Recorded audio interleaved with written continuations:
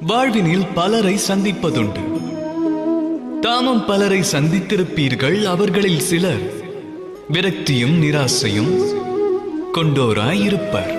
தம்மால் எதையும் ஆற்ற இயலாது என்ற எண்ணம் கொண்டு அவர்கள் வாழ்ந்து கொண்டிருப்பார்கள். எந்த ஒரு காரியத்திற்கும் தாம் அருகதையற்றவர் என்று எண்ணுவர். ஆனால் அது உண்மை அல்ல. இந்த அகிலத்தில் அருகதையற்ற ஒன்றென்று எதுவும் இல்லை.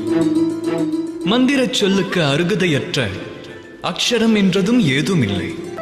பலனற்ற ஒரு படைப்பென்று இவ்வுலகில் எந்த பிறப்பும் கிடையாது. அவரை அருகதையற்றவர் ஆக்குவது அவரின் எண்ணமாகும். ஆகையால் சுயத்தினை அறிந்தால் ஒருவர் தான் யார் என்பதை உணரலாம். ஆழ்மனதை எழுப்புங்கள். அது விழித்தெழுந்தால் இன்பமெனும் அகிலத்தை தாம் காண இயலும்.